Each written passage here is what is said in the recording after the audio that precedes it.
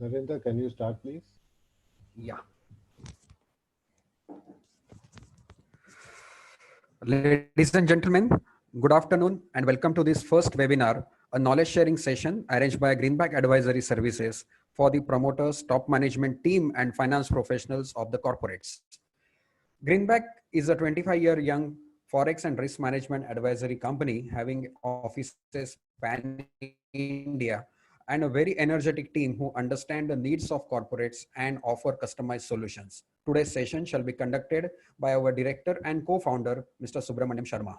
Popularly known as Subbu in the industry, he is a stalwart in forex and risk management. He is a chartered accountant by qualification, having blend of experience as a corporate treasury man and a consultant. His corporate career with Shaw Wallace, Ruchi Group, and Jindals make him exactly understand the issues faced by companies and solutions they need. Friends, we all Indians have point of views in two subjects, Indian cricket and Indian rupee. But like in cricket, we still listen to an expert commentator about proceedings of the game. Today, let's listen to an expert of Forex domain on the current economic crisis and the way forward. Over to Subbu. Yeah, can you hear now? Yeah. Okay. Shall I start from the beginning? Yes, please. Okay. Good afternoon, friends, and I would like to welcome you all to this session on the subject of the effects issues caused the pains and the problem caused due to this lockdown created by the COVID-19. Before that, I hope that every one of you, your family, your friends are all safe and have been taking care of yourself and endured this long lockdown, which has been unprecedented and which has not been seen any time in the past. The problems have been going on, and the lockdown has almost completed 1 month, and considering the number of cases which is increased, there are talk that it may get extended. But I hope that everyone are safe and taking care of themselves. In fact, if you see the numbers, it's very frightening. And if you see this issue has affected almost the entire globe at the same time, though the variance or the seriousness or the size of the impact are different. But yes, it is a concern, it's a pain, and it's an issue which has affected everyone. Though India is affected, but the number of cases or the number of deaths is not that alarming as we see in other countries where the measures have not been as strong or as strict compared to India. Having said that, the pandemic created by this COVID has resulted into a lot of pain across industries, across regions, and India has also got into this, and trade and businesses are also got affected by this. So, so in the background of the lockdown, all the industries have got affected. The production have come to a standstill. People movement have stopped. Both trade, domestic trade, cross-border trade, everything has got affected. The supply chain has got affected, and now a situation has reached where people are not sure where it's going to end or how we are going to start once this whole problem ends. But having gone through this lockdown, there has been pains, there has been problems which has affected the industries in different form, and trade has also been affected. So this session is basically to address the issues on the cross-border trade, basically on the exports and the imports, and exporters and importers. Basically, from the exporters' perspectives, problems arising due to the cancellation of the export orders and non-shipment, and the resulting cancellation of the forward contract. The problem relating to non-utilization of the packing credit in foreign currency, which was drawn but not utilized, and the problem faced by importers due to lack of liquidity, where the import liabilities are coming in very soon. So I will start with the problems faced by the exporters and then the importers, then the what solutions and what we can do at this point of time, and how we should look at the things once things come back to normalcy post the COVID or lifting of the lockdown. I'm sure that the things are going to be very different post the COVID, or once things stabilizes or each country comes back to normalcy, which may be a different point of time.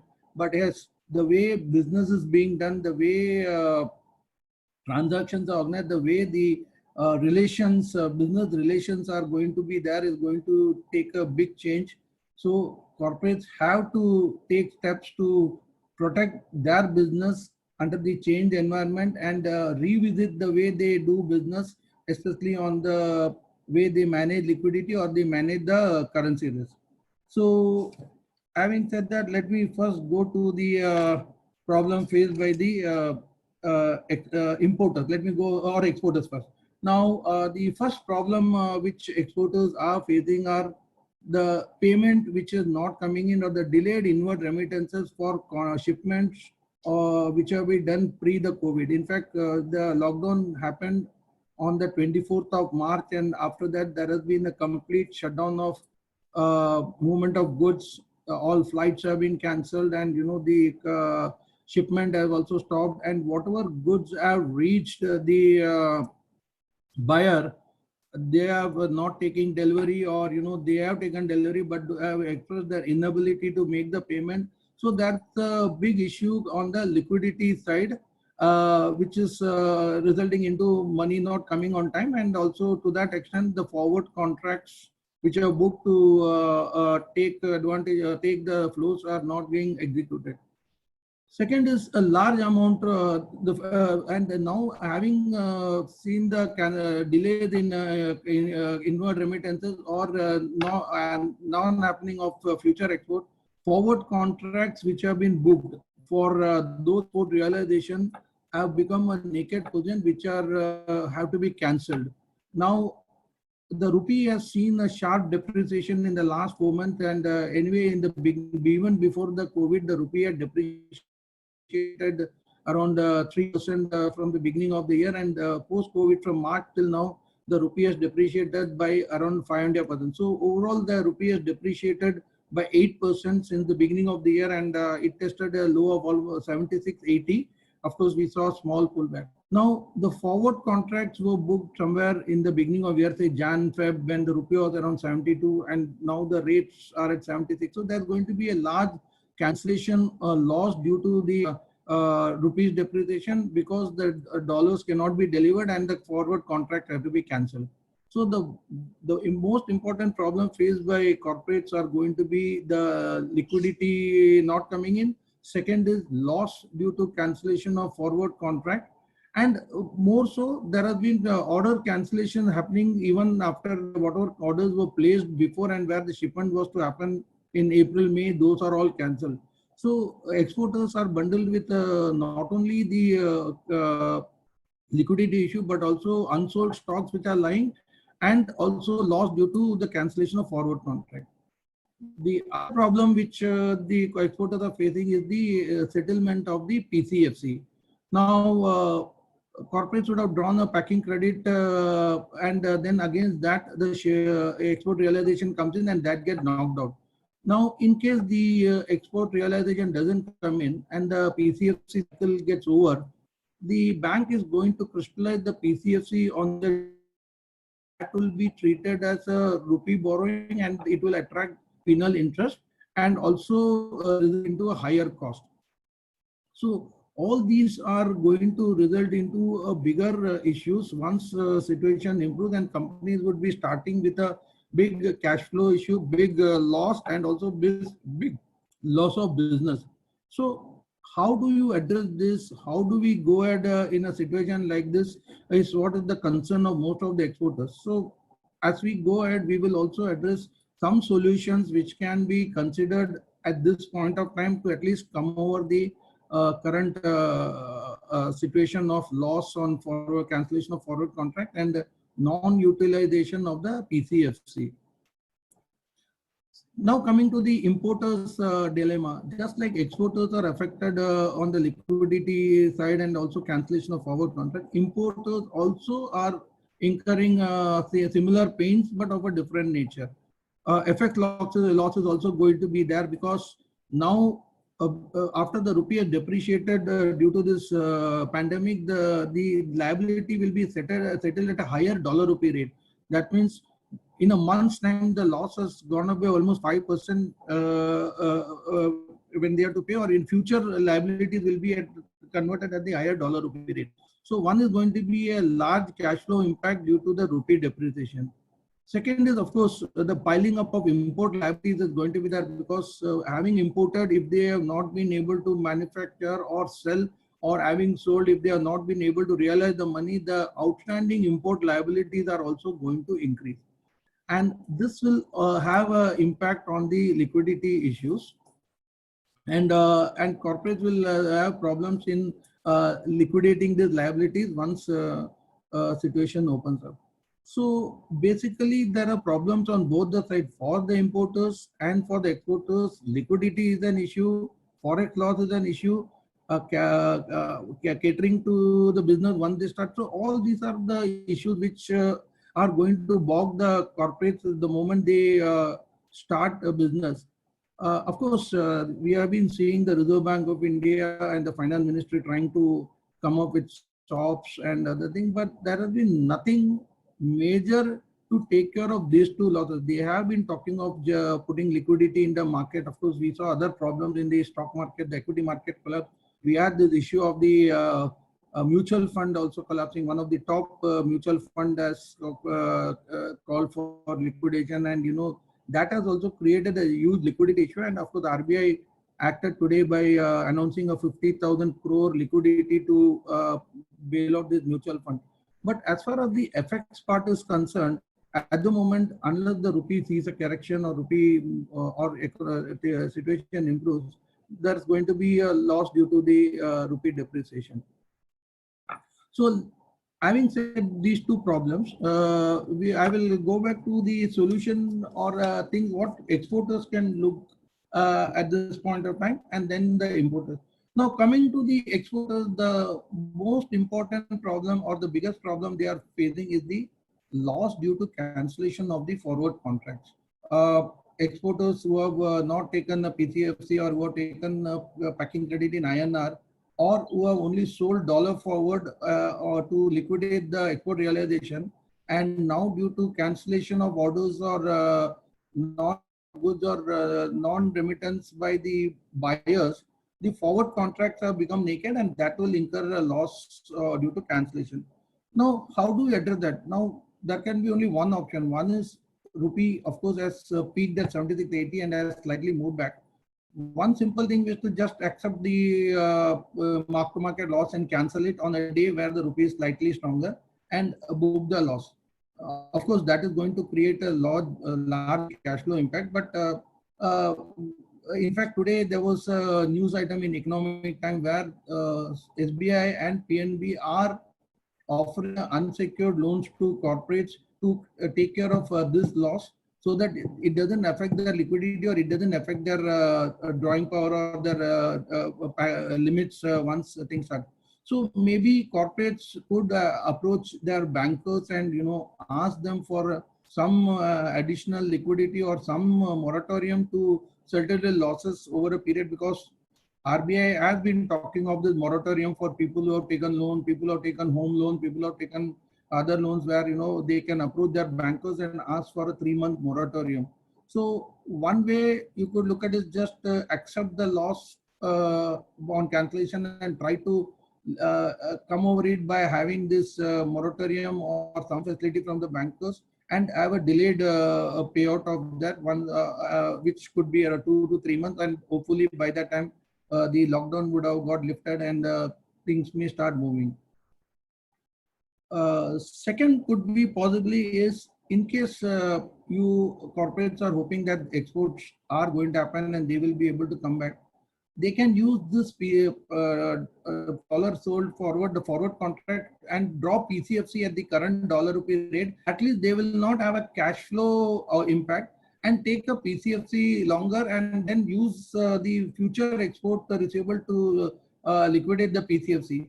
To that extent, maybe the realization may be coming at a lesser amount, but they may not have an immediate cash flow, cash outflow due to the loss, due to cancellation of the forward contract. The third thing could also be that, you know, people could do a cancellation and rebook the forward contract for a further 6 months. So what can happen is at this point of time, they may incur a loss due to the cancellation, but the new forward contract would factor the current spot rate and the forward premium. So by that, at least, you know, if for any reason things improve, the rupee appreciate, those forward contract would be at a better rate and the future export can get converted at a higher dollar rupee rate. So this could be one of the way which you could use to address the liquidity impact due to the cancellation of the forward contract. Coming to the PCFC, again, a PCFC needs to be settled against export realization. And now with the situation, if the export realization doesn't come in, the PCFC could get crystallized at the current dollar rupee rate and it will be treated as a rupee drawdown and with a higher interest cost.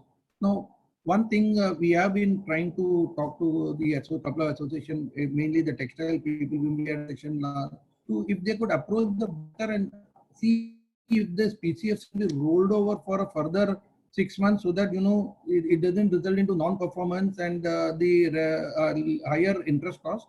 And maybe in future, when the export happens, the PCFC can be liquidated by that realization. So PCFC and currency can at least be managed from the situation, either of these two measures. And then maybe, you know, buy time and then wait for things to improve and start liquidating the fresh PCFCs.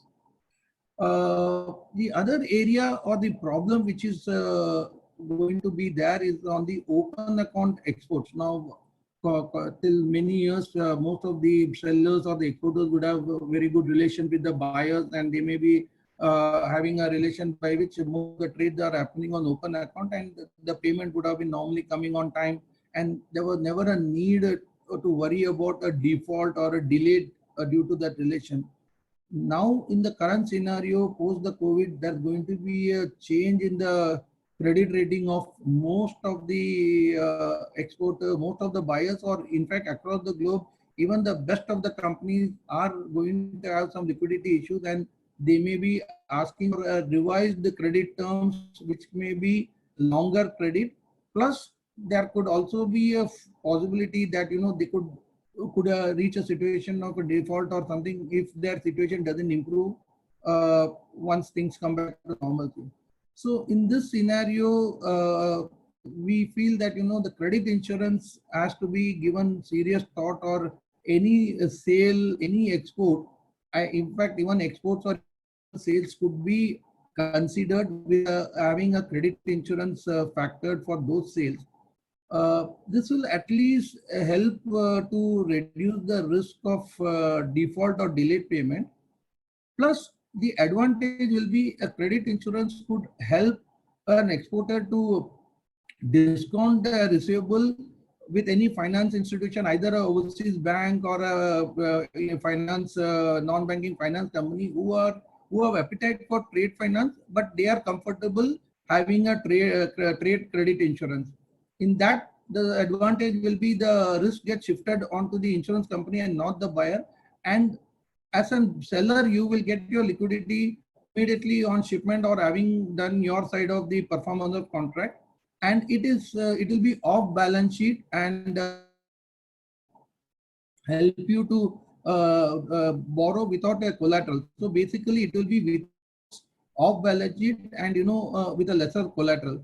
So going ahead, exporters should revisit the way they look at relations, buyer relations, look at ways by which they can adopt a credit insurance so that the delays of payment or elongated credit period or the fear of default can be avoided. So these are something where an exporter could look at going ahead once we are seeing things come back to normalcy. I'll now come to the side of the importers. Again, just like we had problems for actually importers also are going to face problem, because many of the importers who had opened LCs or imported on a use-on period, they will now be faced with payment issues, and now liquidity is going to be a problem, because having imported, if they have not been able to sell or if they are not able to realize money, their import liability will have a cash flow issue, and they may run the risk of defaulting. So one solution which can be adopted here is do a rollover of the liability.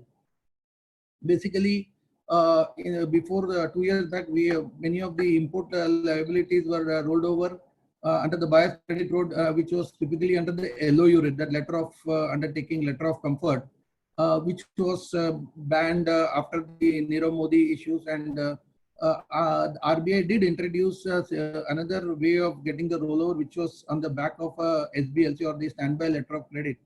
However, this mechanism, though gives same advantage of a roller, but it has its own operational issues, and many bankers or branches of bankers or many of the corporates are not familiar with it, and it is not so popular. Of course, at this point of time, since that's the only way available, maybe corporate could start the process 1 week or 15 ahead of the due date and go through the process. In fact, our team will be more than happy to support in getting the quotes and also getting the rollover.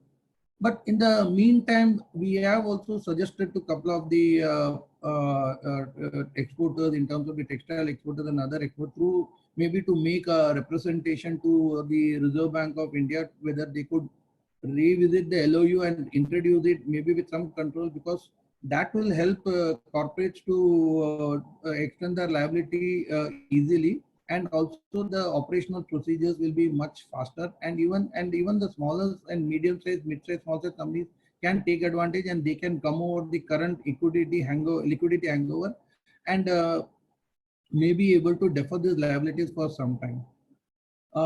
Coming to the future aspect of it, of course, now rupee is depreciated, and now any new contract are going to be at the current dollar rupee rate. But again, we have to wait and watch what is going to be the scene post lockdown being lifted, and how the different countries come back to normalcy, and where the rupee is going to head. But at least maybe till things come back to normalcy, longer credit period or import using the UPAS or the longer credit will help to tide over the current liquidity hangover. Fortunately, the cost of financing has not changed much, because the LIBOR has fallen by almost 1% after the US cut interest rate. But because there's a liquidity hangover, and because the dollar liquidity is tight, the cost of financing has gone up. But overall basis, even pre-COVID and now, the costing is coming to somewhere around 2.5 to 3. That LIBOR plus 1.5 to 2, which is coming to 3%, and forward premium has also been around the 4%. So still, it is cheaper to borrow overseas under a longer credit on a fully hedged basis. Still, it can come within sub 9%. So at least till things get back to normalcy, or importers are strongly advised that they could import using this UPAS route, or any of the longer credit route, by which they can get a longer liquidity period, and manage the currency in a way that their effective cost is not high. So with that, basically these could be the immediate solutions which comes to our mind immediately, and maybe we could looking at the specific issues of the companies, we can address what we can help, and how we can help them in any of these issues. Now, having said this, we are now have to look at business from a new perspective, assuming that the lockdown get lifted post of May, or somewhere in June we start. How to address business, how to look at things, because the whole scenario would have changed. The credit rating of the buyer, the seller would have changed. the liquidity parameters would have changed, the buyer's credit rating or the buyer's credit standing would have changed. So in that situation, Greenback can help various areas. So the first point or the first area where we can help corporates is to set up process by which all the risk, three risks, basically the risk due to currency volatility, risk due to any of the interest rate changes, and also the credit risk due to the change in the rating or of the buyers or the country. In that scenario, how to manage business so that this can be either mitigated or reduced, or even any default can be avoided. So we can help in designing and executing appropriate solutions to not only manage the liquidity, but also in ensuring that all the guidelines within the permitted guidelines of the central banks are adhered to, and the companies can go back to normalcy as fast as possible. The most important thing which we are now addressing post-COVID, and which corporates should look at, is the way they are doing their sales, especially both domestic and exports.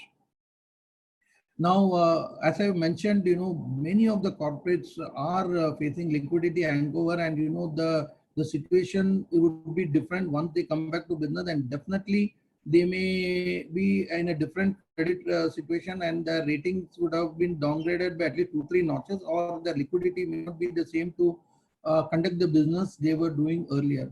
So in that scenario, corporate should visit their relation and see how they can protect their cash flows by having this credit insurance factored while selling goods, both domestic and international. In fact, there are large international broking insurance brokers who have large relation with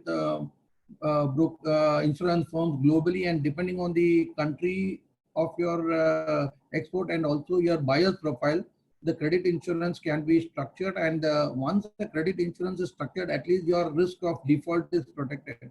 Second is, the credit insurance helps a company to generate liquidity, or they will be able to have those receivable discounted by large banks or finance companies, and they can get their money well in time, and these are basically off balance sheet without recourse. So it will help them to get the liquidity faster, and since it is an off balance sheet, they don't have to worry about any issues regarding collateral.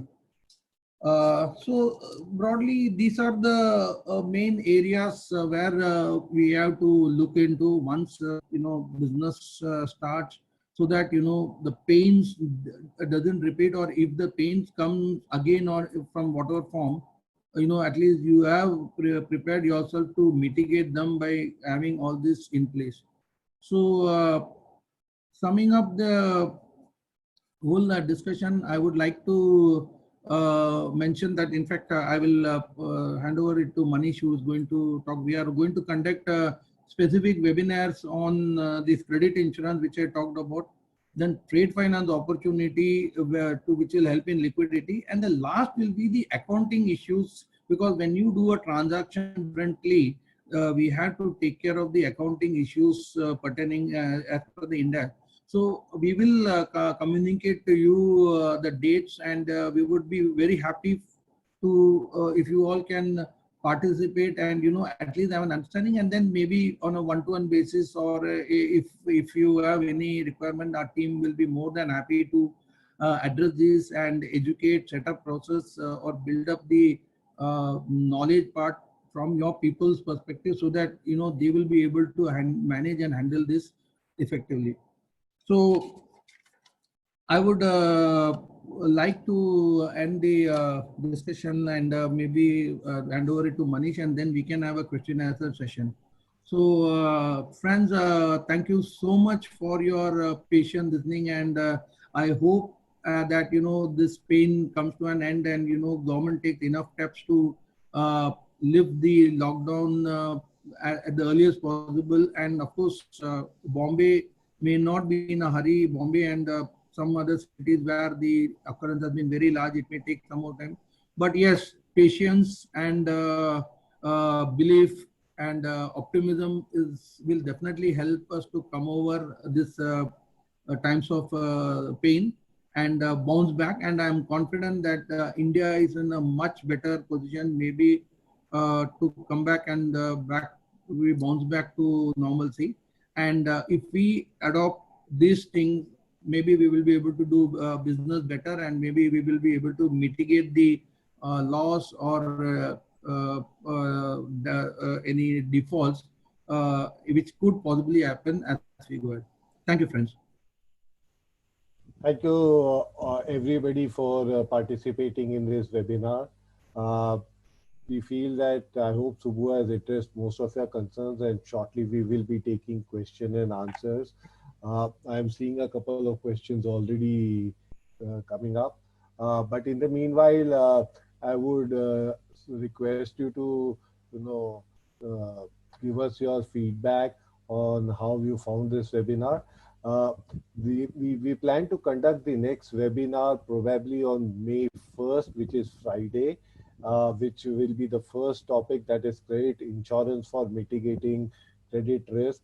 I think credit risk has become a very important issue now, and today in an era where people are having a lot of difficulty managing cash flows, defaults are bound to happen, both domestically and internationally. And in this situation, any solution that will help you protect your receivables would be, I think, of great help to everybody. So we will soon be sending out an invitation for a webinar on credit risk. We request all of you to register if you are interested as soon as possible. There are only 100 slots available, and to avoid disappointment, I would request you to register as soon as possible. We will now move to the question and answer sessions, and we will be happy to take questions. You have a tab on your system called Q&A. Please post the Q&A or the questions by using the Q&A button in the Zoom app. If you have logged into YouTube, this webinar is being streamed live on YouTube. If you have logged into YouTube, unfortunately, we will not be able to take question and answers real time. But if you would send us a mail at advisory@greenback.in, we would be more than happy to revert back to you on email and address your concerns. You can always reach us at our email ID or our WhatsApp numbers. And if you're already working with us, you are always welcome to contact all your relationship managers, and we'll be more than happy to help you in these difficult times. So we'll now go over to the question and answers. We have 5 questions. So the first question is, what is the solution for forward contract losses in this situation? Whether RBI will intervene? Subbu, do you want to take that? Okay, I had already addressed this situation. RBI at the moment seem to be just watching the market, and they have been, seeing that the rupee doesn't become very volatile, and RBI has always kept the stand of intervening only when there's excess volatility. Of course, we saw the rupee go one-sided, and it tested a low of 76.80, but now, the only solution could be, if you're canceling the contract, maybe if there's still a time left, there could be occasion when rupee could slightly pull back. Like we saw on Friday, rupee move tested 76. Today also it was slightly stronger. On a day when the rupee strengthens a little, you could look at canceling those contracts and RBI at this point of time has not shown any signs of intervening, and there is no feelers also given where they look at the rupee. The only thing which can help the rupee to appreciate possibly is, of course, we have one silver lining or the positive, which is the Reliance deal with Facebook, which is going to bring in around $5.7 billion, and also hopes of more FDI coming in on the back of this resentment against China. those will happen little later. But if any of this indication, or if any indication comes even of lifting the lockdown partially, could send some positivity, and that could see a rupee correcting. But I think we should you should look at cancelling the contract if you are not able to export in future, or maybe do a rollover by cancelling at the spot and rolling out forward, and maybe at a future date when all the positives come in and rupee appreciate, that position may be better than the spot at that point of time. So either you cancel it on a day when the rupee slightly retraces, or roll it over for another 3 months for a future export performance. Yeah, thanks, Subbu. The next question is, what could be the best strategy to manage upcoming import invoices for which no forward cover has been taken? Yeah, Manish, you can add that. Yeah. So all I would say is today you are in a situation that you have not taken forward cover and the liabilities is falling due immediately. Reach out to your bank. The RBI has allowed banks to extend the working capital cycle, and if possible, go for a buyer's credit. A buyer's credit or an LC extension would help you defer the cash flow, and in future, as things go back to the normal, if rupee were to appreciate, at least you could have an advantage of a lower dollar rupee rate when you actually make the payout. I hope I have answered the question.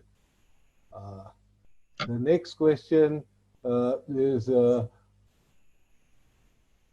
is there any cost difference for export factoring with and without recourse? Manish, you address. Yeah. So by definition, factoring is without recourse. What you do with recourse would be receivable financing. Obviously, when you do factoring without recourse, there will be an insurance cost, and insurance adds to the cost. When you do export receivable financing, which is with recourse, it is based upon your credit rating. Export factoring is based on the credit rating of your buyer. Hence, obviously, there would be a cost differential depending upon who has a stronger balance sheet, whether you have a stronger balance sheet or the buyer has a stronger balance sheet. So that is the way it goes. Hopefully, that should also answer your question. Thank you. The next question I have is regarding PCFC drawn at a lower rate before depreciation. Should we go with an approach to settle PCFC gradually, as and when it becomes due for payment, and draw further PCFC another 3 to 4 months at the current market rate? Please advise. Subbu? I think you can. Okay. So again, coming back to PCFC, obviously you have drawn down at later rates. You have to settle it with the export remittances. In this case, I would say that yes, if you have more export orders and you can draw PCFC, keep drawing PCFC. We continue to believe that rupee is not going to permanently depreciate, and eventually the tide will turn. It's a matter of when and not if. And in this situation, I would strongly suggest that you keep your PCFC drawn down, and as and when the rupee appreciates, you will be in a position to actually, capture better rates and, average a better rate than what you would today. The next question is, why did RBI buy $2 billion in the first and the second week of April when there was so much pressure on the rupee? Yeah, I think it's a very interesting question, and even we are also a little zapped as to why RBI. Of course, there should be definitely some reason for RBI to buy the dollar when there was no flows coming in, and also when the exporters were only cancelling, and at that point of time, if the rupee had appreciated, the losses would have been little lesser. But even we are stumped possibly why RBI had bought dollars. Maybe that's some reason which may only RBI knows. But yes, it is a very difficult question for us to answer, because RBI may have their own reason to buy. The next question is, should the government or RBI not have a separate window for importers to buy USD at the bill of exchange rate for imports up to March to save importers from the 7% depreciation of the rupee in the month of March? So I will address that question. RBI always suggests that importers should be fully hedged. Now, RBI obviously is not going to come and bail you out, though they would sympathize with you. I don't think RBI is going to come and bail you out. You need to strengthen your risk management strategy here. In fact, RBI comes and offers that window only for the oil companies, because that are bulk big payment and they often do it for such payment. But when it comes to importers, I think they leave it to the companies to manage their risk themselves by appropriate hedge mechanisms. The next question is, in the interest of importers, why should forward cover not be compulsory? I will answer this, and I think RBI has time and again gone to banks and told banks to mandate forward cover as a compulsory thing for importers, and the importers lobby with RBI saying that we want flexibility. So RBI says, let the person who understands the risk manage the risk, and that is why they are saying that you need to have a risk management policy, which is important. Okay. The next question is, what is your view on dollar rupee in the near term and in the near future? Subbu? Yeah, I think, this will be the definite question I would have answered even if anyone had not asked. I think the rupee has depreciated almost 8% since the beginning of the year, and it peaked at 76.80, and thereafter it has been lingering at that. Of course, we had the reasons for the rupee depreciation. And in fact, rupee was on a weaker note even before the COVID happened. We saw that rupee had initially depreciated by almost 3.5% up to March, and thereafter we saw the sharp depreciation of additional 5%. So yes, the rupee outlook at this point of time, till the lockdown, till this news keep coming, it's going to be on a weaker note. But I think the major negative has got factored, and of course, the other reason for rupee's weakness was the FI pulling out big chunk of money. In fact, it has reported almost $19 billion has been the outflow on account of both equity and debt, which FIs have pulled out, and of course, RBI had intervened to the extent of $12 billion that time, and that had led the rupee to depreciate lesser than what it would have if they had not intervened. Now, having said that, all the negatives have got factored in. Now we have to look at the positives. Now, biggest positive is the crude prices. In fact, crude has fallen to the lowest level, and in fact, we also had a situation of the May future being traded in negative. So, considering the fact that the whole world is slowed down and nobody will be in a fast track very soon, the crude will remain at the lower level, and that is going to be to our advantage. So with a lower crude price coupled with lower consumption, I think at least the first quarter is going to be a washout, and second quarter may just be picking up. The import bill is going to be very low, and that is going to be in our favor. So crude payment will be lower. Second is gold also has risen to such an extent that gold imports are also going to be falling very in a big way, and in fact, these two are the biggest component of our import bill. So with a lower crude price coupled with lesser consumption on crude and higher gold price, the import bills are going to be lesser. So the forward demand for dollar is going to be lesser. The other aspect which is also not going to put pressure on the demand is foreign travel. In fact, I think people who are traveling overseas, both on business, both on tourism, is going to fall drastically this year. One is out of fear of the COVID issue, so the import bills or dollar payment payouts is going to be very less. So we are going to see lesser demand. On the flip side is now the equity market has fallen over 30%, and now it has stabilized. And once the FIs are done with their settlement of their losses, I think India will once again be an attractive market, and we may see the bigger tranche of inflows coming in, and that could bring a rupee appreciation.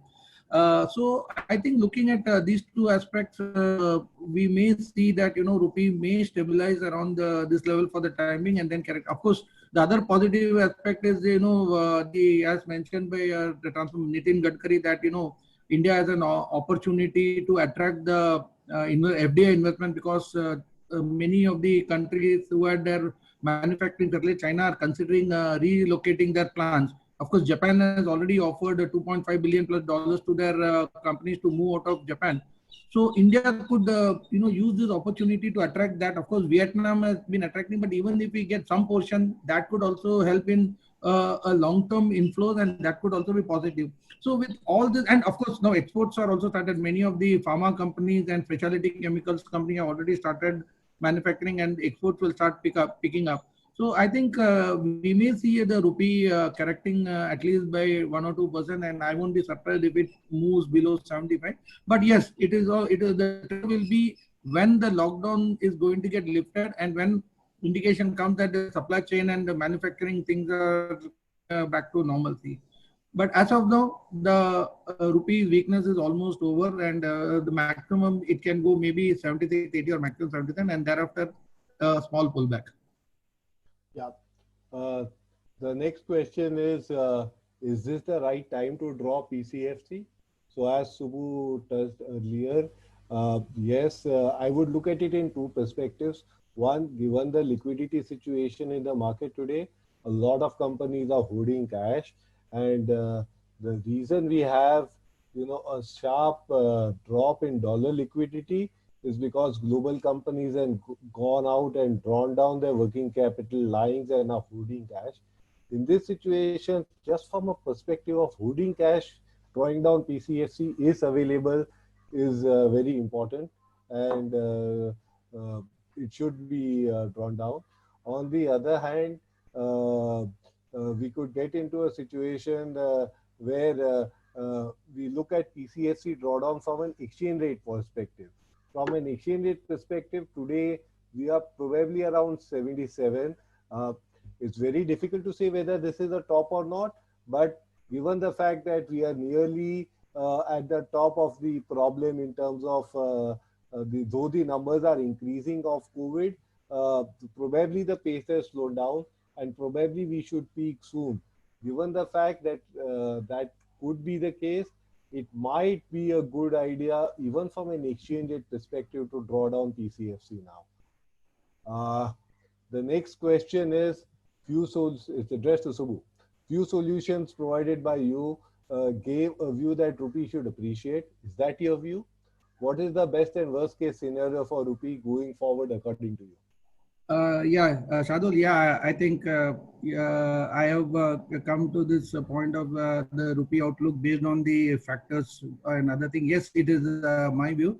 But yes, again, the other side could also happen if, the COVID problem or the numbers rise and the lockdown is extended, and again, the equity market sees some pain or something. So ideally, what could a corporate do basically is, manage their exposures in a way that, benchmark it and have hedging instruments which will take care of a scenario either way. So a blend of forward coupled with some options, even if option amount to paying some premium, will help you to at least mitigate either situation. Now, the advantage of an option is that it can give a protection if it goes against you, and a participation if it is in your favor. So though that the problems are over, and though the other parameters are indicating that we may see a rupee correction, but yes, we never know whether we are at the end of the tunnel, or whether there could be some more pain. So the best way is to have a view and have the hedging instrument in a way which could blend the view in such a way that if you are very bullish, then have a smaller component of option. But if you are seeing a situation that it could be either way, maybe try to have a little more higher component of option. But yes, I think now option will play an important role in the way hedging is done, and till things come back to normalcy. Yeah, thanks, Subbu. The next question that we have is, again, touching over these option issues. For future hedging of either rollovers or face exposures, don't option play an important role, partly as the market is likely to be extremely volatile in the next 6 to 8 months? I think Subbu just answered this question. Options are going to play an important role, and we would always suggest clients to have a mix rather than, have any one instrument which you are extremely bullish on. So having a mix between forwards, options, and some other strategies could probably be the way to go.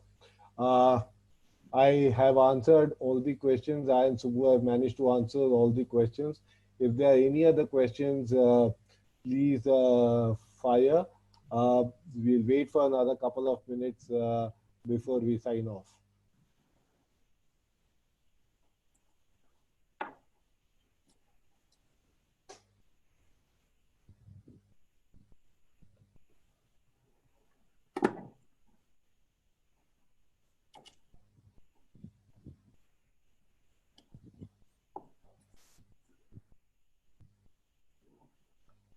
Well, friends, I think we come to the end of this webinar. I hope you all enjoyed it. Oh, I'm seeing another question. Okay, let me try and have a look at it. Thank you, Okay. friend. Thank you for Okay. your patience Thank you very hearing. much. And, Yeah, we will look forward to seeing you in the future webinars. We will shortly communicate with you and we will appreciate your feedback. Thank you very much. Stay safe. yeah. Goodbye. Thanks, friends. Goodbye.